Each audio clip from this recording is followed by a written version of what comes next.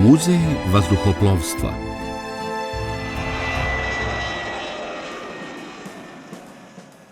Priča o muzeju vazduhoplovstva u Surčinu počinje još daleke 1911. godine, kada je Bane Nušić, sin čuvenog Branislava Nušića, na donjem gradu Beogradske tvrđave izložio ostatke aviona Edvarda Rusjana, prve žrtve vazduhoplovstva na Balkanu. Svega 8 godina posle prvog avionskog leta braće Wright, mladi slovenački konstruktor Edvard Rusjan pokušao je let u Beogradu, međutim, nakon što je uzleteo sa Beogradske tvrđave u letilici koju je sam konstruisao, taj pionir vazduhoplovstva pod snažnim naletom košave survao se na zemlju i poginuo.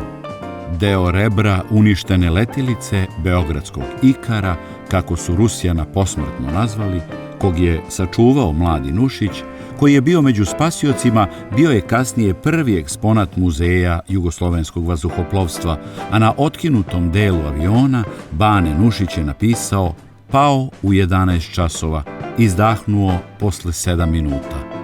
Godinu dana kasnije, srpska vojska je u Balkanskim ratovima bila među prvim armijama u svetu koje su koristile avione u vojne svrhe. Sa sistematskim prikupljanjem letilica, kako bi bile sačuvane i prikazane novim generacijama, počelo se odmah po okončanju Velikog rata. Prva vazduhoplovna izložba u Beogradu održana je 1925. godine, a na njoj je prikazan francuski avion sa početka razvoja avijacije Blériot 11. Prva međunarodna izložba vazduhoplovstva održana je 1938. godine u Beogradu, a tada su u jugoslovenskom paviljonu, pored domaćih letilica, bili izloženi najznačajniji do tada prikupljeni eksponati iz istorije vazduhoplovstva. Već 1953. godine, zbog sve važnije uloge vazduhoplovstva, komanda vazduhoplovstva u Zemunu naredila je Vojno-modelarskom institutu da počne sa izradom maketa aviona koji su se koristili do Drugog svjetskog rata. Muzej je zvanično osnovan 1957. godine, kada su vazduhoplovni kapetan prve klase Dušan Jončić i Čedomir Janić zauzeli jednu kancelariju u komandi vazduhoplovstva u Zemunu, u kojoj je počeo sa radom Muzej jugoslovenskog vazduhoplovstva, čiji je prvi načelnik bio Jončić, a kustos Janić. Tako je počelo sistematsko prikupljanje građe za novi muzej, a Jončić i Janjić su najzaslužniji što je akcenat stavljen na ulogu srpske avijacije u Balkanskim i Prvom svetskom ratu. 3 godine kasnije adaptirano je oko 500 kvadratnih metara bivšeg oficirskog doma na starom beogradskom aerodromu na Novom Beogradu i muzej je konačno dobio svoje prostorije. Sredinom 60. godina doneta je veoma važna odluka da muzej ne bude posvećen samo vojnom vazduhoplovstvu, već i da se uključi i civilna avijacija, a zahvaljujući pomoći tada moćnog jugoslovenskog aerotransporta JAT, već 1966. godine muzej je imao 24 aviona i 5 jedrilica.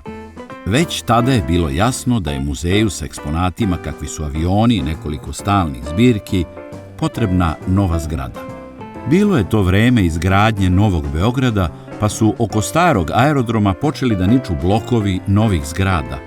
Vojska je ustupila svoje zemljište Beogradu za nastavak izgradnje i preselila se u vazduhoplovnu bazu Batajnica, dok je baza civilnog vazduhoplovstva postao novi međunarodni aerodrom u Surčinu. Pametni gradski urbanisti znali su da velika naselja na Novom Beogradu zahtevaju i kulturne sadržaje, pa je na kraju prihvaćeno da se nova zgrada muzeja podigne na novom međunarodnom aerodromu u Surčinu. Muzej vazduhoplovstva u Surčinu gradio se kao Skadar na Bojani, pune 23 godine. Na konkursu za idejno rešenje, raspisanom 1969. godine, pobedio je sarajevski arhitekta Ivan Štraus sa modernim projektom koji je i danas atrakcija. Muzej je završen 1989. godine i bio je to posljednji veliki objekat koji je podigla socijalistička Jugoslavija. Muzej vazduhoplovstva je danas jedan od najposećenijih muzeja u našem gradu, sa vrednim eksponatima na kojima bi nam pozavidele i mnogo bogatije zemlje.